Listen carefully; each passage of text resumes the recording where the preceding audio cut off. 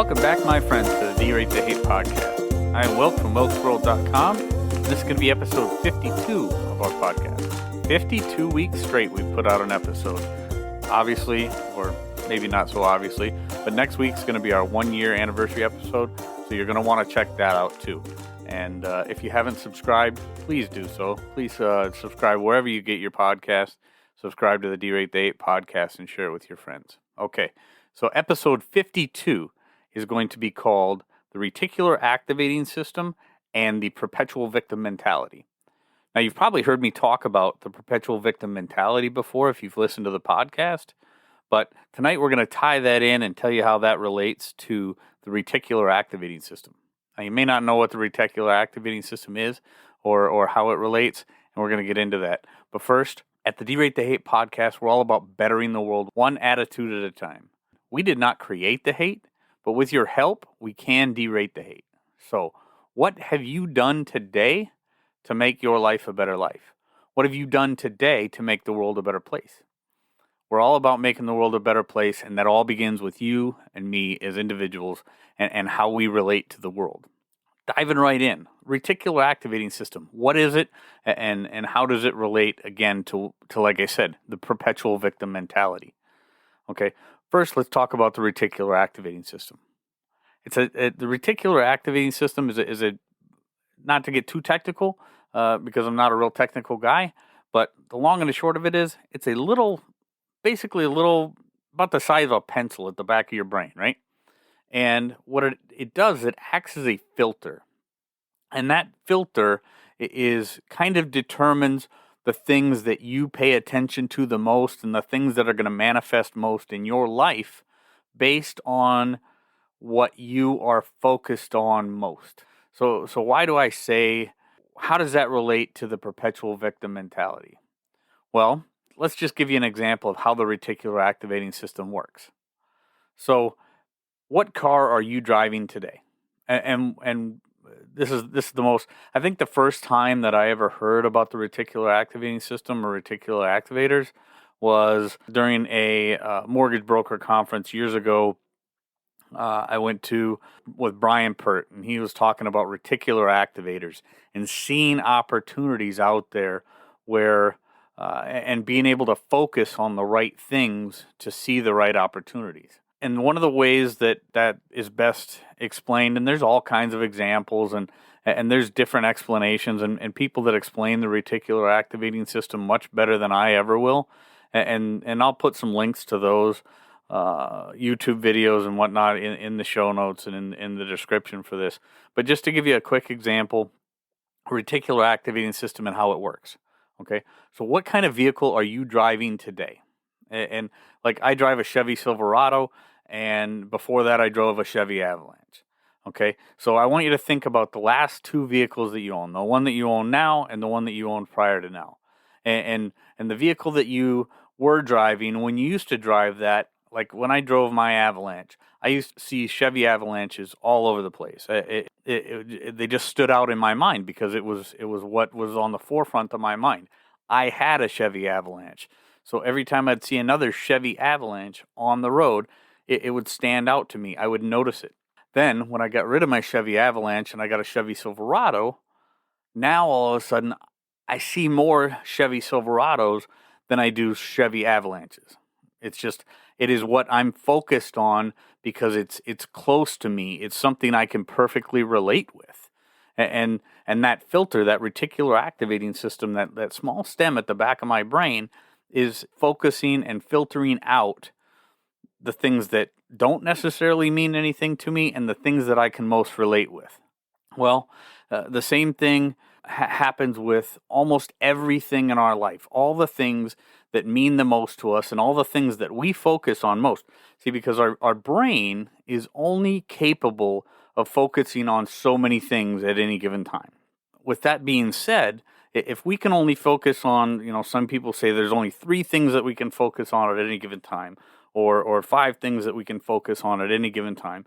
No matter how you slice it, there's hundreds, if not thousands of things going on around us all the time. And with our ability, or our brain's ability, to only focus on a couple, whether it be 3, 5, 7, whatever, there's a lot of stuff out there happening all around us that we have to filter out, or our brain has to unconsciously filter out, right? When we focus on being a victim all the time, and you've seen it, you know somebody who's like that. You know somebody who has told themselves, I'm an unlucky person. I'm just unlucky. Nothing can ever go my way. Or I'm a certain minority and everybody's out to get me because I'm certain this certain minority, and I'm just, my life sucks because everybody's out to get me. Okay? We know it. We know the perpetual victim. We've talked about this, and I've brought this up in the podcast before. And I don't care who you are or what ethnicity you are or where you're from. You probably know somebody or multiple somebodies who fall into that category, that perpetual victim mentality. And I'm here to tell you that reticular activating system is such a powerful mechanism in our brain and how our life manifests itself. It's a self-manifest destiny, okay? It plays out the way that you gear it to play out. And when I say that, I let's talk about the converse side of that, okay? Episode 50, I interviewed Denise Albright from denisealbright.com. And Denise developed it's called the Gratitude Finder Journal. And if you haven't listened to episode 50, please step back and listen to that. But the Gratitude Finder Journal, if you focus on and start writing down every single day things that you're grateful for, and start focusing each day on writing that down, finding something to be grateful for each day and writing that down, much sooner than later, you'll start to realize and focus more on all the different little things that you can be grateful for each day. The same thing happens with negativity and that victimhood mentality. And this is one of the reasons that I talk and I'm so adamant about the idea of not teaching your kids that they're a victim all the time, which we know that there are certain people that do. If you are constantly telling your child, or if you're constantly, teaching or telling the people around you that they're a victim and they must play that victim card and they must feel like a victim all the time, that is the only thing that they're going to see. That is the only thing that they are going to focus on all the time is, I'm a victim. Everybody is out to get me. The world is out to get me, and I am oppressed. I am beaten down. I am downtrodden, and everything they see they're going to seek that out because that's what their brain is automatically focused on all the time. That reticular activating system in their brain is going to do nothing but filter out everything else around them, and they're going to focus on the bad, the negative, the small things that happen. They're going to start looking for these nonsensical microaggressions and making stuff up to believe that people are out to get them, because our brain, that's another part of that reticular activating system. Our brain does not want us to be wrong. So if we're constantly believing within our own mind that we are a victim, our brain is automatically going to seek out things to reinforce that mindset that we are a victim.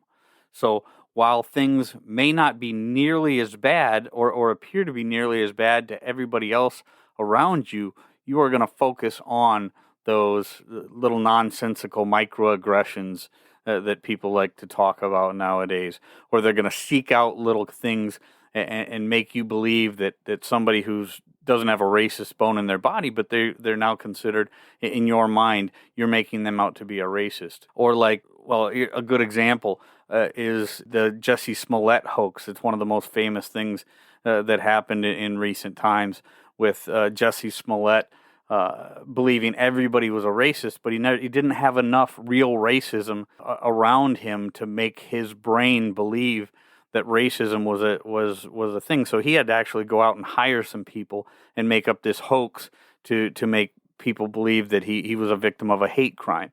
We see this stuff all the time now, and it's part of that reticular activating system. If we don't find enough around us, if you have that, and I don't mean me by any means, but people who have that perpetual victim mentality will seek out things that reinforce that victimhood mentality. And if they cannot find anything, they soon begin to make up things to reinforce in their mind that victimhood mentality.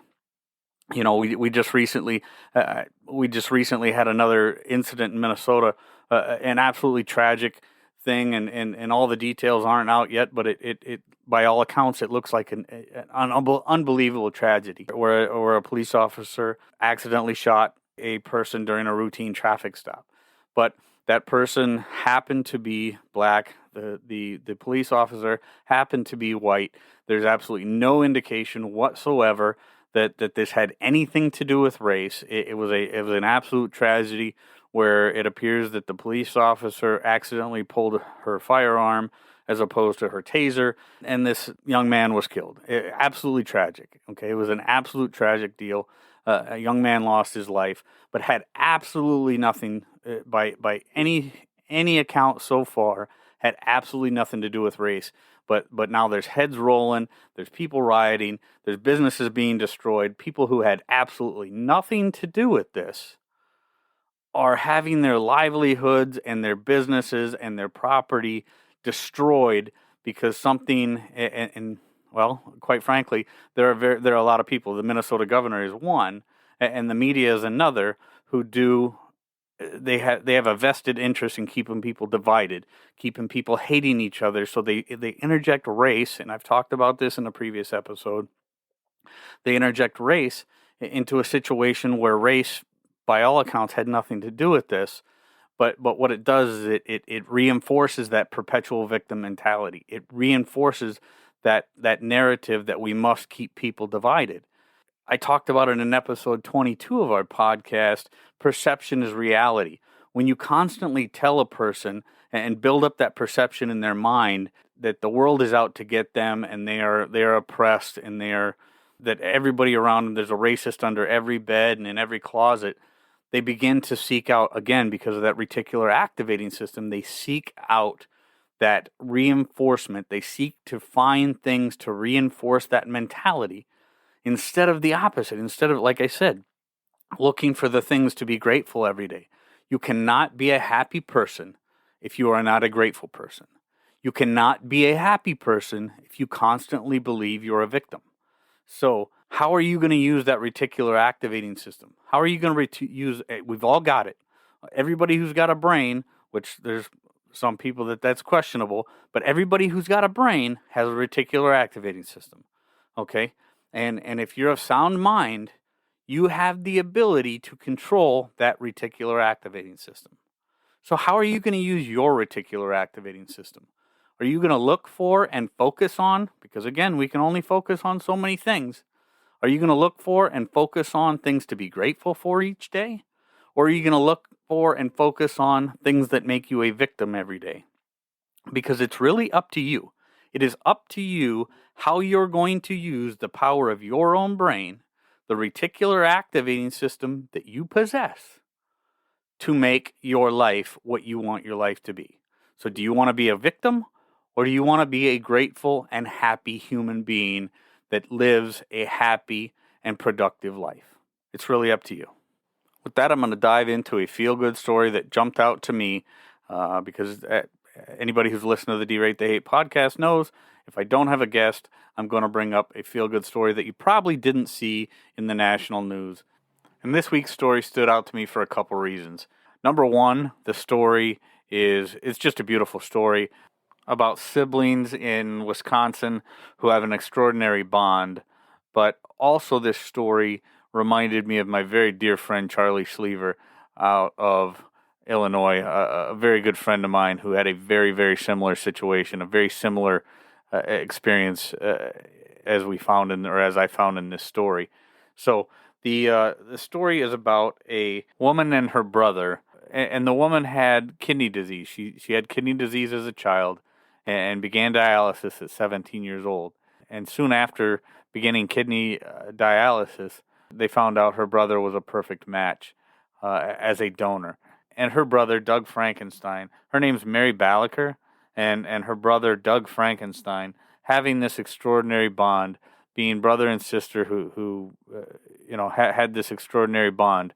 Doug donated a kidney to Mary, and I think just the idea of a person as a living donor giving up an organ to another human being to provide life, it's just an absolutely beautiful thing. And as anybody who's listened to this podcast knows, I love it when ordinary people do extraordinary things. And Doug Frankenstein did an incredibly loving, incredibly beautiful, and extraordinary thing for his sister Mary. And I got to tell you, I mean, that's the kind of thing that any person in that situation would hope that they would do, and hope that if they were on the receiving end, hope that they could find somebody who had that kind of love and would provide that kind of a gift. So, Mary Balaker, Doug Frankenstein, you guys have an incredible bond, and it's a beautiful thing, and thank God for it. So, with that, I am going to wrap up this week's episode. Again, episode 52, the Reticular Activating System and the Perpetual Victim Mentality. It is definitely something you're going to want to share, because it definitely could make the difference in how somebody perceives the world. And again, as I say every week, what have you done today to make your life a better life? What have you done today to make the world a better place? This could definitely make somebody's world. It could make the difference in how somebody sees the world. As always, be kind to one another, be grateful for everything that you've got, and remember, it's up to you to make each and every day the day that you want it to be. I am Wilk from wilksworld.com. Hit me up via email, wilk@wilksworld.com. Check me out on most social media platforms. If you have something to say, if you've got some feedback, leave it leave it Apple Podcasts, Stitcher, Spotify, wherever you get your audio. Leave us some feedback, leave us a rating. Please subscribe, share us with your friends. So with that, I'm going to back on out of here. Catch you next week.